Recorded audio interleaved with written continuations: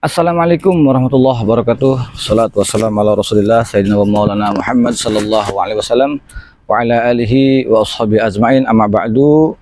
Baik teman-teman, dimanapun teman-teman berada, mudah-mudahan hari ini teman-teman bertambah sehat, bertambah fit lagi, bertambah semangat lagi, dan semakin sehat. Jumpa lagi bersama Kang Andi di channel YouTube-nya Kang Sunandi. Baik teman-teman, seperti biasa saya sebagai Al-Fakir mudah-mudahan dengan adanya video-video saya bisa memberikan motivasi buat teman-teman.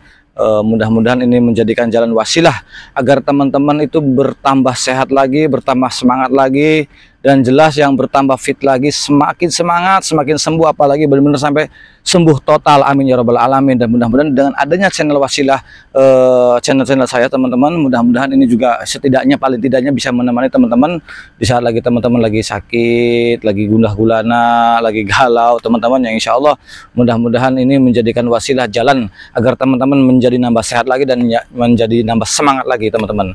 Baik teman-teman, yang untuk baru bergabung di channel saya, yang baru melihat dari channel saya, jangan lupa yang belum subscribe terlebih dahulu teman-teman, karena buat saya pribadi subscribe itu sangatlah penting banget teman-teman. Kenapa?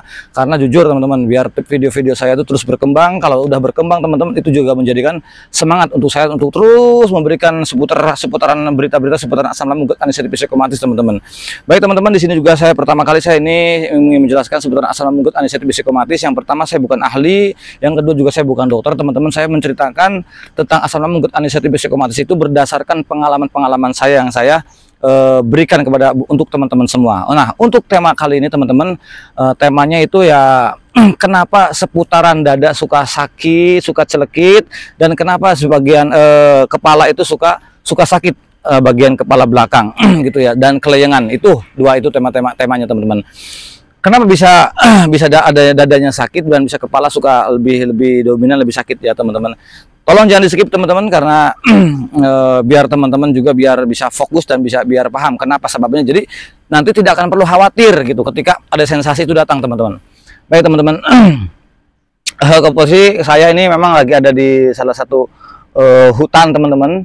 Lagi ada di hutan, saya juga lagi olahraga teman-teman, dan mudah-mudahan juga teman-teman bisa kembali lagi beraktivitas, bertambah sehat lagi insya Allah teman-teman. Saya doakan teman-teman. Baik teman-teman, kenapa orang itu suka horor, suka parno, suka takut teman-teman ketika ada sensasi di bagian kepala belakang ataupun seluruh kepala teman-teman, dan suka paling sering itu dominan suka daripada di daerah sekitar dada sebelah kiri teman-teman. Nah, baik teman-teman, satu, kenapa kepala kita suka sakit teman-teman? Nah, sakit keleyengan, sakit pusing, kadang-kadang terasa kayak mimpi, bagian belakang apalagi, ya itu bikin horor. Yang punya anestesi psikomatis teman-teman, itu horor banget teman-teman. Kenapa? Aduh, jangan-jangan gua mau M nih, jangan-jangan ini penyakit berat dan sebagainya. Selalu aja selalu berpikir seperti itu teman-teman. Nah, jangan khawatir teman-teman. Yang penderita asam lambung, anestesi psikomatis nggak perlu khawatir untuk arah ke sana teman-teman, karena itu adalah efek sensasi daripada stres kita teman-teman. Kenapa? Semakin teman-teman berpikir terlalu dalam, contoh teman-teman selalu memikirkan sensasi, bagian kepala saya suka sakitnya begini, kepala saya kok sakitnya begini. Semakin teman-teman tegang, itu sensasi lama teman-teman, walaupun dia hilang akan timbul, banyak timbulnya daripada hilangnya, itu sensasinya teman-teman. Nah, karena apa? Karena kita selalu stres memikirkan sesuatu yang belum terjadi. Karena apa? Wajar punya anestesi psikomatis, dan itu bukan merupakan penyakit berbahaya. Sekali lagi ya, penyakit asam lambung anestesi psikomatis itu bukan berarti itu penyakit berat, bukan. Dan ini bukan merupakan penyakit bahaya, bukan. Ini ringan-ringan saja teman-teman. Nah, untuk menghadapi hal-hal seperti itu, teman-teman ini nggak boleh stres. Lah, stres mikirin apa? Jangan terlalu banyak berpikir.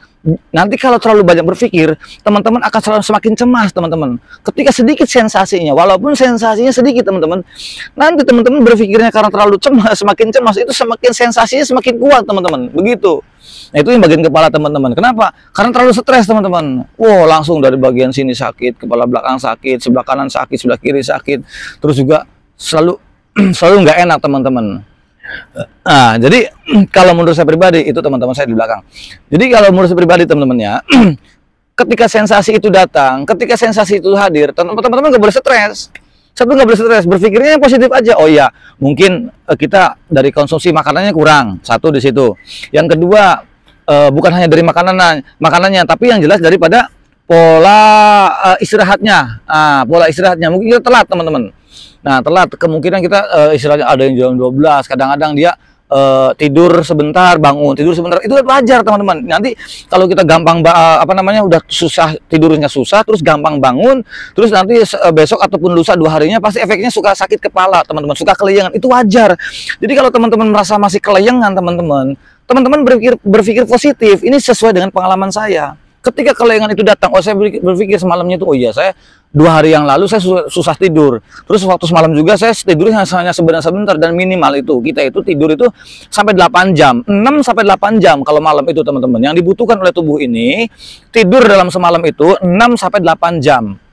Begitu, maksimalnya sampai 6 jam teman-teman. Nah, sedangkan kita 2 jam bangun, 1 jam bangun. Kalau kita ada efeknya sakit, pusing, sakit kelayangan, itu wajar teman-teman. Jadi teman-teman ini nggak boleh takut, nggak boleh tegang. Aduh, jangan-jangan saya mendekati jangan-jangan saya punya penyakit parah. Bukan teman-teman. Jadi teman-teman sehat, jangan berpikir seperti itu. Kenapa? Yang saya rasakan teman-teman, sekian tahun saya rasakan seperti itu. Ternyata saya koreksi, oh iya. Nah, makanya kenapa selalu rewel, jaga pola hidupnya, pola pikirnya, dan pola makan. 3 hal itu teman-teman yang kita harus diperhatikan. Pola hidup itu seperti kita tidur nggak boleh telat, kita jaga untuk sementara waktu gitu teman-teman, sampai benar-benar pulih. Kalau sudah pulih mah terserah mau begadang lagi, mau jalan-jalan ke hutan sana gitu ya, mau minum makan apalah bebas teman-teman. Kalau sudah sehat enak teman-teman. Nah, untuk teman-teman yang baru masa pemulihan, tolong perhatikan 3P-nya, pola makannya, terus jenis makanannya apa, itu kita perhatikan. Terus pola pikir, alihkan pola pikir kita biar sensasi tidak datang teman-teman. Nah, baru pola hidupnya, pola hidup seperti apa? Contoh, kita jalan-jalan di pagi hari, itu olahraga ringan teman-teman, hanya jalan kaki saja 30 sampai 15 menit minimal dia untuk bisa berjemur, udah keluar keringat, karena detok akan keluar daripada keringat pagi kena sinar matahari teman-teman. Itu bagus, sangat bagus teman-teman, itu dan sangat dianjurkan teman-teman. Bagus untuk penderita asam lambung anestesi psikomatis, itu menambah cepat pemulihan teman-teman. Tapi berjemur juga bukan berarti diam berjemur, tidak, gerakan.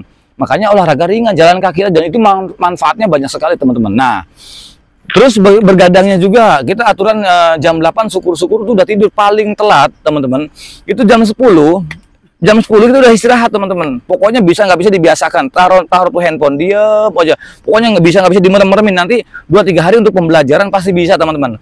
Nanti sensasi itu akan hilang teman-teman, dan tidak akan datang. Sensasi bagian kepala kelayangan gitu kan.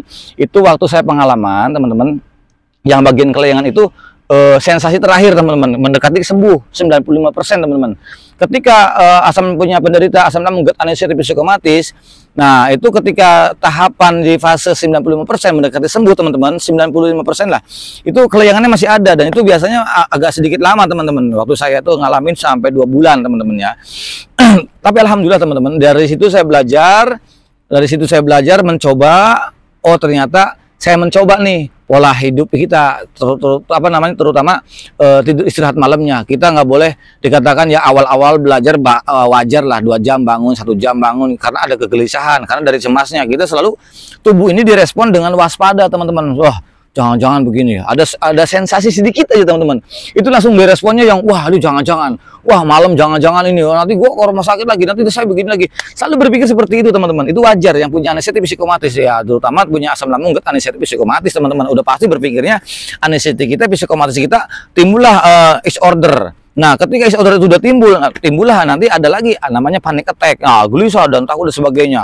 Nanti berujung-ujungnya gede lagi dan sebagainya. Terus saja seperti itu. Maka teman-teman, untuk teman-teman yang belum masa pemulihan ya, yang baru-baru dikatakan mau bener-bener metodenya dijalankan, teman-teman jangan kaget ketika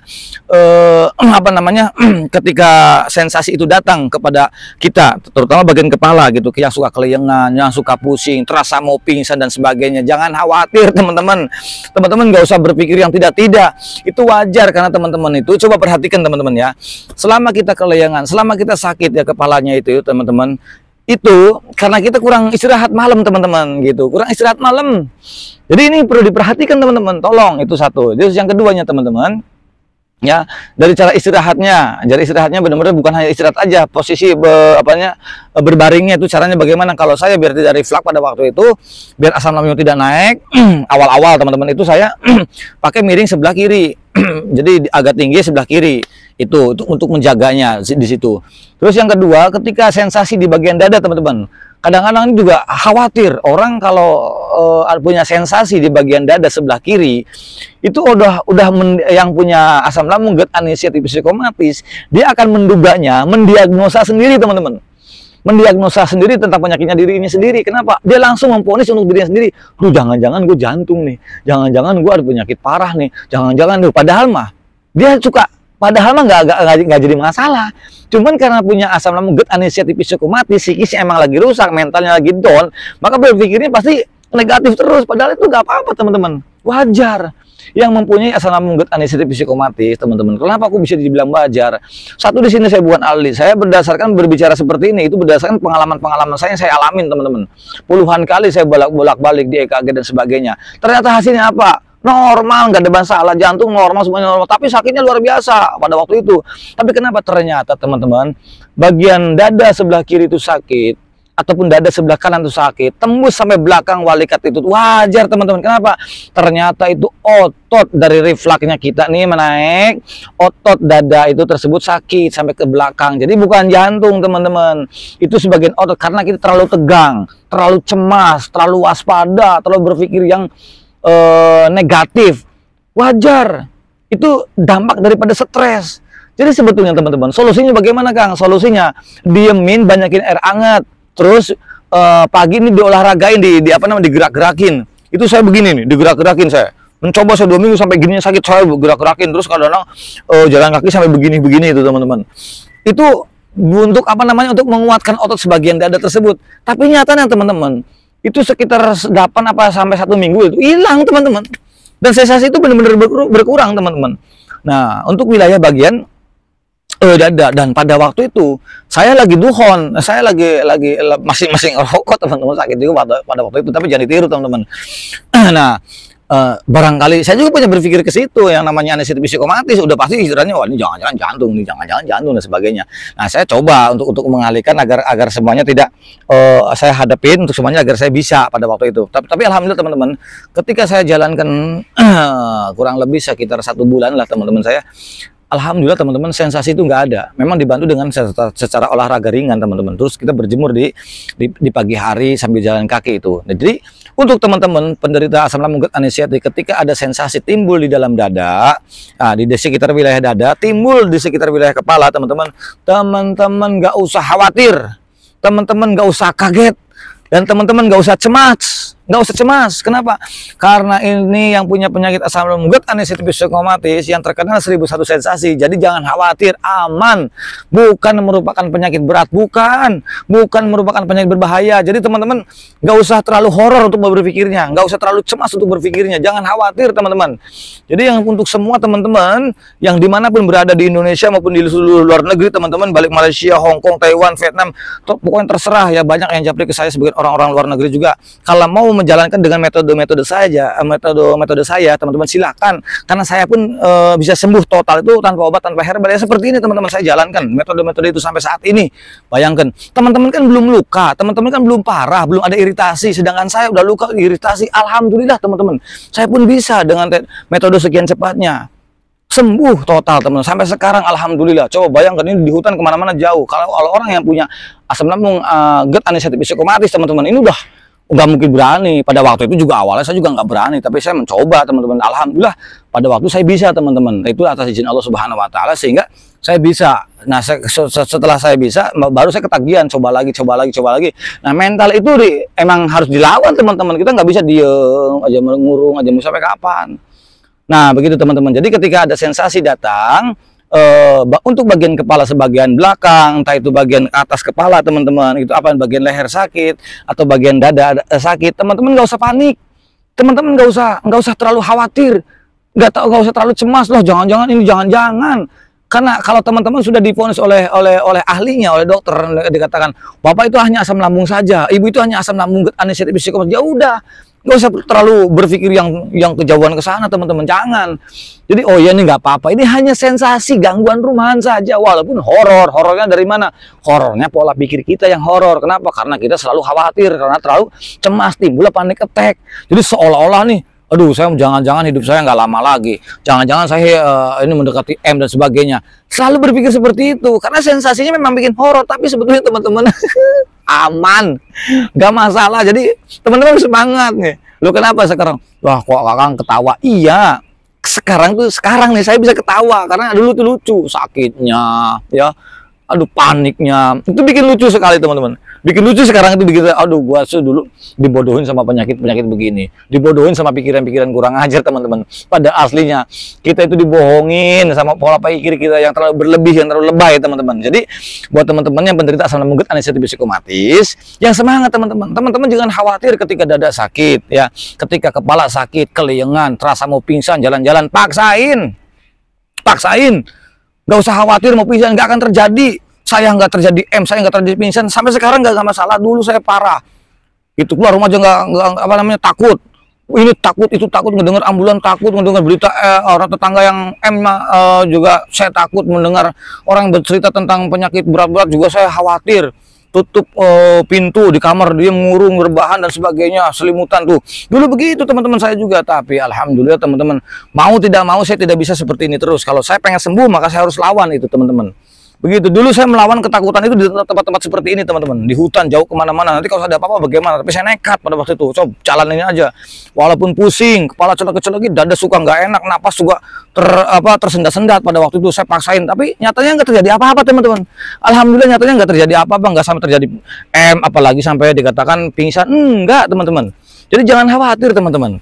Untuk teman-teman yang udah punya penderita asam lambung anestesi psikomatis, itu nggak usah lebay, nggak perlu terlalu khawatir tentang sensasi tersebut. Walaupun di bagian dada sebelah kiri, walaupun di bagian kepala, itu nggak perlu khawatir. Itu hanya otot stres saja. Karena kita terlalu stres, terlalu khawatir, terlalu cemas, otomatis kita langsung pikiran kita langsung naik.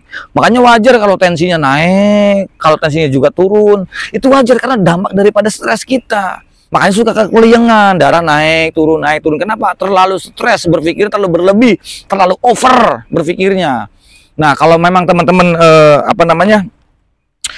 ketika ada sensasi mulai datang lagi teman-teman ya diusahakan jangan terlalu ketika datang nih, wah itu dianggapnya biasa aja. Alihkan teman-teman, entah itu alihkan kesibukan apa kek, entah itu jalan kaki kek, nggak apa-apa teman-teman. Namanya jalan kaki saya juga takut, napas juga ngos-ngosan dan sebagainya. Nggak usah takut, ngos-ngosan itu paling sebentar ya. Kalau ngos-ngosan berhenti dulu terus jalan lagi, itu terus aja begitu ya. Kita mengambil gimana caranya, berusaha untuk mengambil olahraga pagi maupun sore 30 sampai 20 menit lah gitu teman-teman. Coba deh gitu. Nah, kita 5 menit jangan berhenti dulu, walaupun ngos-ngosan terasa keliengan, berhenti dulu, napas dulu, nanti jalan lagi begitu untuk mengalihkan biar sensasi itu bisa biar cepat pergi teman-teman. Itu ketika sensasi datang. Makanya saya untuk tema kali ini kenapa di seputaran, kenapa dada sering sakit di sebelah kiri, kenapa kepala itu juga sering sakit, suka keliengan, karena itu faktornya udah saya jelaskan. Kepala itu bisa sakit, suka keliengan dan sebagainya. Satu, kurang istirahatnya nggak maksimal, satu di situ gitu ya. Terus yang kedua, dada sering sakit karena terlalu stres. Kenapa? Otot kita nih kenceng teman-teman, otot sebagian dada, jadi wajar kalau sakit sampai bagian belakang, itu wajar teman-teman. Dan itu dikatakan saking tegangnya kita, akhirnya apa? Kalau sudah dada sakit kita tegang, akhirnya kita cemas berlebih, akhirnya kita punya pikiran yang negatif, akhirnya apa? Pola pikir kita langsung semakin kenceng. Kalau udah kenceng teman-teman nih, bagian belakang kepala udah kenceng, kepala pasti ada sensasi, banyak yang timbul sensasi dari bagian belakang teman-teman. Jadi wajar keliengan, suka kayak mau pingsan, suka cekat-cekit juga nggak nyaman dan sebagainya. Dikatakan orang yang penderita asam lambung anestesi psikomatis itu sangatlah horor teman-teman, horor banget. Nah, pasti pola pikirnya enggak, aduh jangan-jangan saya nggak lama lagi, jangan-jangan saya mendekati M, dan seperti itu teman-teman. Jadi jangan khawatir, itu hanya sebagian kuncinya. Kenapa bisa timbul banyak sensasi? Karena kuncinya kita terlalu banyak pola pikir, terlalu stres. Nah, itu seperti itu teman-teman. Masya Allah. Jadi terlalu banyak pikir, yang dipikirin, padahal mikirin apa? Emang orang punya penyakit asam lambung anestesi psikomatis itu tidak banyak berpikir. Yang bikin stres itu bikin cuma satu, mikirnya apa? Mikirin penyakit itu doang kok. Apa yang saya alamin itu, apa yang teman-teman alamin itu saya ngalamin teman-teman. Saya nggak mikirin apa-apa, enggak. Saya nggak mikirin ini, nggak mikirin enggak. Saya mikirin penyakit kok nggak sembuh-sembuh begitu dulu itu. Kenapa? Ternyata pengen sembuh dari diri kita sendiri. Beda dengan penyakit bisul. Beda dengan penyakit-penyakit yang lain, punya asam lambung, GERD, anestesi psikomatis, itu beda sangat teman-teman. Jadi metodenya mental teman-teman. Jadi satu, kita nggak boleh terlalu stres teman. Satu di situ, bikin happy saja. Yang punya penderita asam lambung, GERD, anestesi psikomatis, mungkin orang yang belum merasakan penyakit ini teman-teman, menganggapnya kita itu lebay teman-teman. Menganggapnya kita itu lebay. Padahal kita sendiri dibilang sakit, emang nggak ada luka. Dibilang apa namanya, dibilang sehat, tapi ada yang dirasakan. Itu yang penderita asam lambung, GERD, anestesi psikomatis teman-teman. Jadi satu kuncinya bukan hanya sabar saja. Memang kunci itu satu, sabar teman-teman. Tapi dari teman-teman sendiri yang untuk dikatakan harus mengambil sikap untuk mengalahkan mental tersebut biar bisa mengalahkan sensasi itu bisa pergi. Jadi satu, jangan cemas, jangan stres. Alihkan ketika dada sakit, ketika kepala sakit, jangan terlalu khawatir karena itu bukan merupakan penyakit berbahaya, bukan teman-teman. Itu penyakit ringan-ringan saja. Jangan terlalu lebay jadi masalah ini. Wah, ini jangan saya nggak lama lagi, jangan saya ini penyakit berat nih, jangan apa. Jangan. Orang yang penderita asam lambung, GERD, anestesi psikomatis itu jangan khawatir, itu merupakan penyakit yang biasa-biasa saja teman-teman ya. Jadi ingat sekali lagi teman-teman nggak boleh stres. Saya doain mudah-mudahan demi Allah, ya Allah ya Karim, mudah-mudahan teman-teman sehat total, sehat sembuh seperti sedia kala teman-teman. Saya doain, tapi dah yakin pasti sembuh teman-teman, harus yakin. Jadi alihkan teman-teman ketika sensasi datang dari bagian dada ke bagian kepala, jangan dianggapnya terlalu berlebihan. Itu hanya sensasi, dampak kita kurang istirahat, terlalu berpikir terlalu kencang, jadi nggak masalah, aman teman-teman, insya Allah. Baik teman-teman, mudah-mudahan video-video saya bisa menjadi manfaat buat teman-teman, untuk menjadi nambah motivasi buat teman-teman, biar teman-teman sehat sampai sembuh total, amin Allahumma amin ya rabbal alamin. Ya Allah, saya doain buat teman-teman, ya Allah biar cepat sehat lagi teman-teman ya. Minimal paling tidak ada video-video saya itu bisa menemani teman-teman yang sedang gundah gulana, yang sedang merasakan sensasi di rumah. Insya Allah ini bisa meringankan buat teman-teman, jadi jangan terlalu khawatir. Yang baik datang dari Allah Subhanahu Wa Taala, yang jelek dari saya pribadi. Al insanu makhluk khata'un nisan. Saya manusia biasa, tempat salah dan khilaf, jadi mohon maafnya. Barangkali salah kata teman-teman, nanti saya akan bikin video-video lagi buat teman-teman yang insya Allah dengan nggak jauh video-video saya dari seputaran asam lambung, GERD, anestesi psikomatis. Ya, ini juga berdasarkan pengalaman saja. Akhir kalam teman-teman, assalamualaikum warahmatullahi wabarakatuh.